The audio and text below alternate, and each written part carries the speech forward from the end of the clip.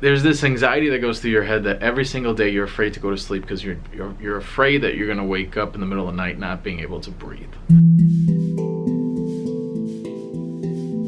I didn't want to create this video sharing my story because it feels personal.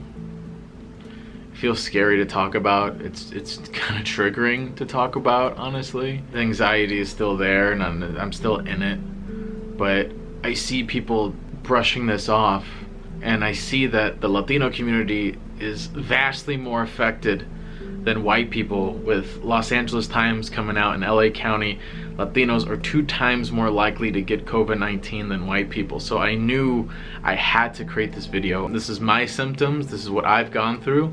If you do research, you'll realize that so many people have so many different varying timelines, various symptoms, and various outcomes. Hopefully this puts it in your mind to reach out to your circles and community to say that this is something that needs to be taken seriously. The fact that I even need to say that. But this is my story.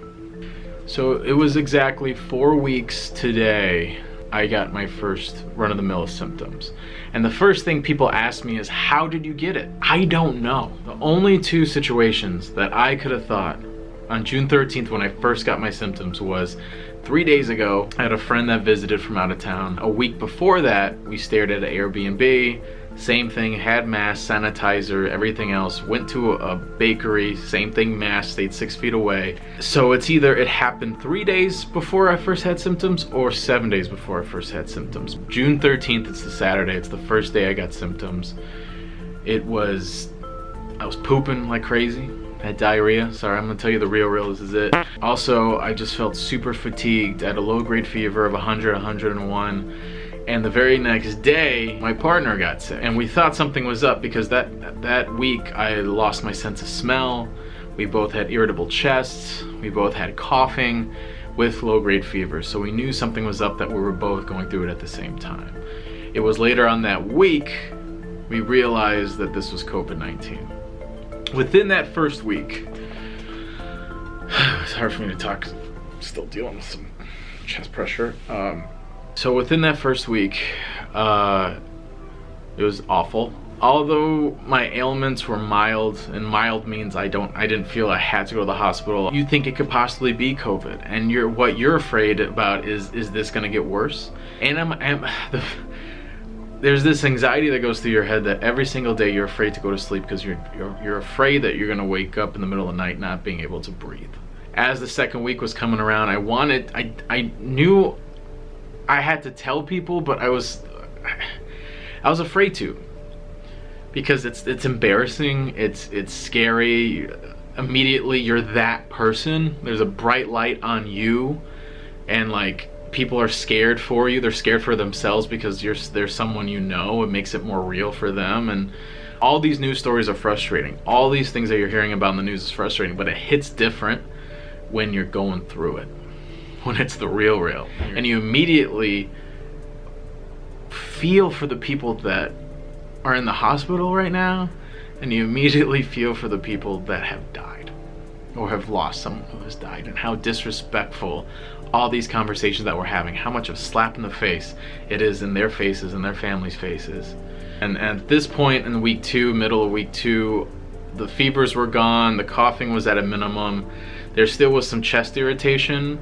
If I could explain the chest irritation, it's like you breathe in hot steam really fast and there's some sort of scarring there, or if you run in the middle of winter when it's cold outside and you have cold air in your chest.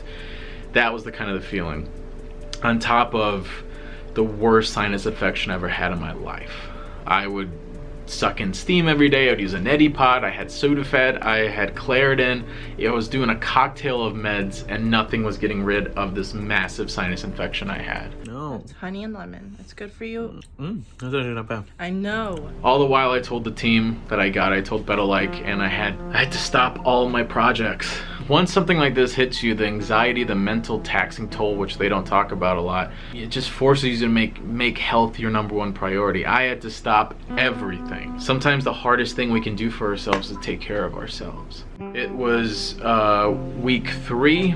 So I was lucky enough to find a public testing site through the government, but it took me a whole week to get tested.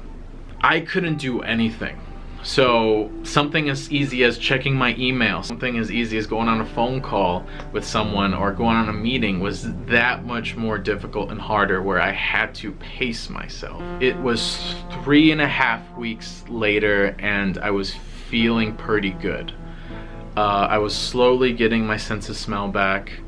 I was finally clearing up my congestion in my face, and by week 4 I got my test results back as negative.